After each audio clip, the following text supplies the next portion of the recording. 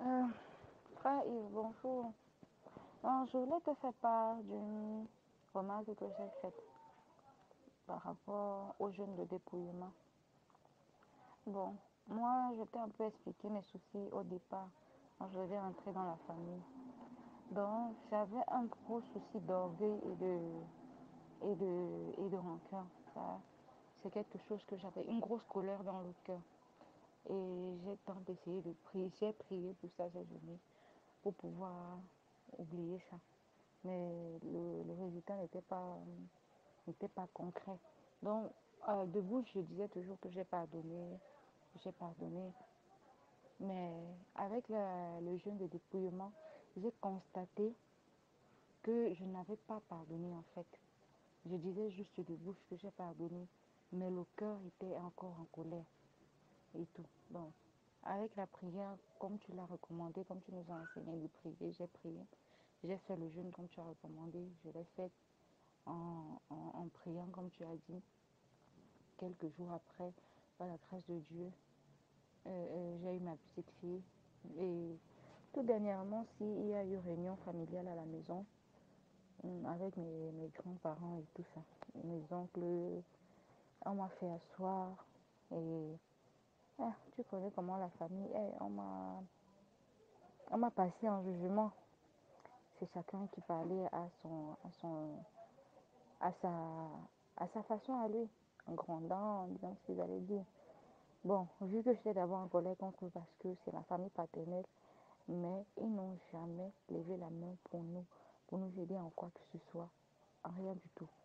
Donc aujourd'hui, mon grand frère a tout fait pour réunir la famille avec eux. Ils se sont maintenant consternés et humiliés à cause de mon acte que j'ai que j'ai que j'ai. Donc ils disent que j'ai terni l'image de la famille et tout.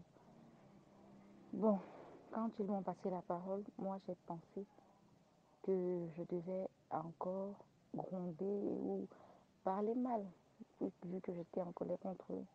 Mais à ma grande surprise, j'étais plutôt docile et je n'ai même pas, je ne me suis pas justifiée, rien du tout. Toutes les reproches qu'on me faisait, j'ai accepté. Je me suis posée. Toutes les reproches qu'on me faisait, j'ai accepté. Quand la colère là, a voulu revenir dans moi, il y a une voix, si je peux dire ça comme ça, oui, une voix qui m'a parlé au fond de moi, qui m'a adouci le cœur en fait. En quelque sorte, c'était un peu comme si quelqu'un te versait du miel sur la langue. Ça, je peux décrire ça comme ça. Donc, comme si on te soufflait de l'air sur la blessure, non, quand ta blessure fait mal, quelqu'un essaie de te soulager en te soufflant de l'air dessus et ça te passe. Oui. Donc, c'est un peu comme ça que je me suis sentie. Directement, la colère elle est passée et je me suis rabaissée, j'ai écouté tous les reproches. Je me suis même excusée devant toute la famille tout entière, malgré la colère que je disais avoir contre eux. Et tout ça s'est passé après le jeûne de dépouillement. Tu comprends donc pourquoi je te dis que j'ai bien envie de reprendre ce jeûne-là, la prière, parce que vraiment j'ai vu un grand changement. Et jusqu'aujourd'hui, maman même dit qu'elle a vu beaucoup de changements grâce à la prière de dépouillement que je fais. Elle-même l'a dit. Elle m'a encore répété ça hier. Donc je ne suis pas la seule à constater le changement dans moi. Même ma propre maman l'a vu. Bon, c'est ça, c'est de ça que je voulais te faire part aussi. Donc je dis vraiment que toute la gloire à Dieu. Parce que du jamais dans ma vie, je n'ai jamais jeûné pendant 30 jours. Jamais, jamais, jamais, jamais, jamais, jamais. Mais ça, c'est vraiment une grâce. Je dis ça, c'est une grâce parce que je n'ai jamais jeûné. Je n'ai jamais jeûné pendant 30 jours. Vraiment la gloire à Dieu. Je dis merci au Seigneur. Et vraiment, quand j'aurai vraiment le temps, je vais t'en parler de ce qui, moi-même, ce n'est même pas physiquement, j'ai vu des choses en moi qui n'est pas du tout pour la gloire de Dieu. Et je témoigne vraiment que euh, Dieu est passé par toi pour, pour me révéler beaucoup de choses en moi. Et je lui rends gloire, gloire, gloire, gloire. Gloire, gloire à lui. Gloire. Merci mon frère, merci. Bonjour. Oui, je vais bien par la grâce de Dieu et tout se passe bien. Et vraiment, depuis que j'ai commencé le jeûne, je vois beaucoup de changements dans ma vie. Et le Seigneur me révèle l'état de mon cœur. Et parfois, même quand je suis au travail, moi je constate peut-être que le Seigneur ne voudrait pas que je travaille. Parce que je vois pas aucune ouverture, aucun toit consort, même l'esprit me parle, je commence. Je me plains même que je viens souvent, mais je reste au travail comme ça pour faire même quoi. Je ne vois pas ce que ça me fait. C'est bien perdre mon temps et c'est pour rien. Comment est-ce que je peux venir le matin, je rentre en soirée sans toutefois rien faire, seulement assis comme ça. Je me pose la question, comment est-ce que c'est même en place ici? Est-ce que c'est vraiment ce que l'Esprit de Dieu voudrait que je reste là comme ça? Je ne sais pas. Pourtant, je pourrais mieux le chercher. Bon, le Seigneur me révèle mon état de cœur et c'est vrai que j'étais aussi trop enflammé. Je m'enflamme vite et vraiment m'enflamme, je me fâche vite, donc c'est un peu ça.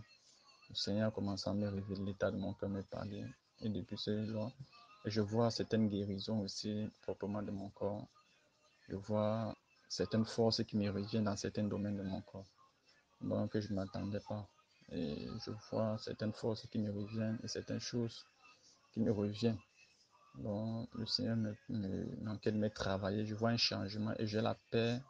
Et j'ai la tranquillité. Ma conscience est tranquille parce qu'avant, je n'étais pas trop tranquille. Dès lors que je comprends, je suis jeune et j'entre dans la vérité maintenant, je comprends le Seigneur renouvelle mon esprit. Il m'aide à comprendre certaines choses et il enquête de briser certaines choses en moi. Et je crois que c'est cela pour m'amener à la maturité, à la perfection de sa parole. Et je vois comment il enquête de faire quelque chose. Shalom, shalom les frères. Que le Seigneur vous bénisse et qu'il vous fasse miséricorde du fait que vous témoignez de ce que vous recevez de lui, que vous bénisse. Vous allez voir que depuis que vous avez été chrétien, vous n'avez jamais reçu ce genre de choses. La transformation systématique. Au moment où vous êtes engagé dans cette histoire de jeûne, de dépouillement, vous avez constaté qu'il y a une transformation spirituelle qui est opérée par le Seigneur. Vous allez comprendre que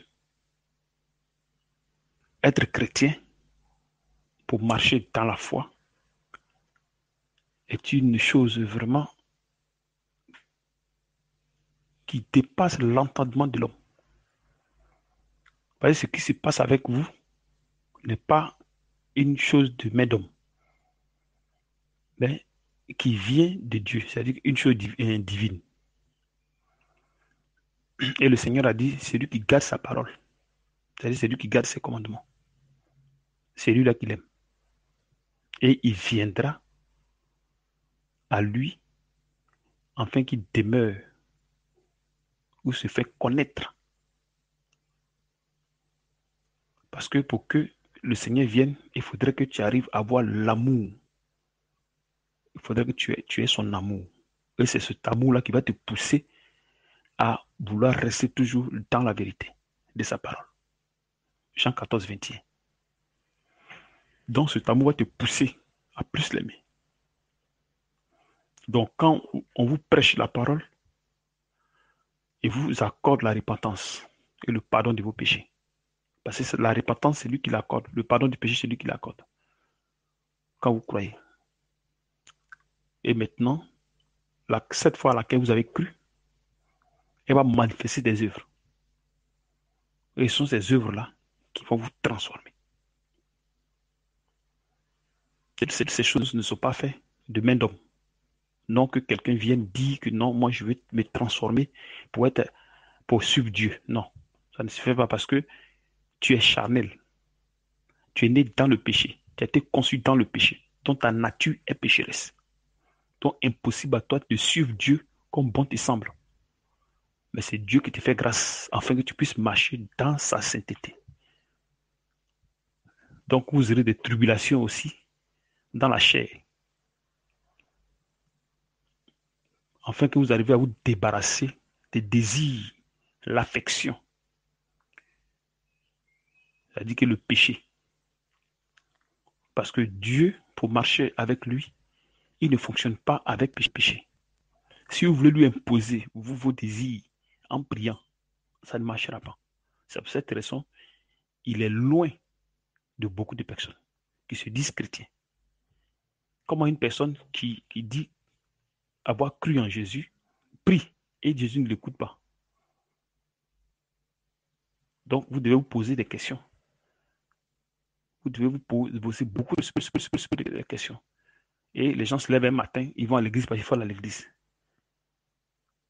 Il faut beaucoup souvent se poser des questions, se demander pourquoi je suis malade, je ne peux pas être guéri de ce que je manifeste en moi. Ou je prie, je ne peux pas être exaucé. Ça, c'est des questions que vous devez vous poser. Donc, Dieu merci, les frères et sœurs, restez demeurés avec le Seigneur. Et restez dans cette voie jusqu'à ce que vous soyez parfaitement transformés. Que Dieu vous bénisse.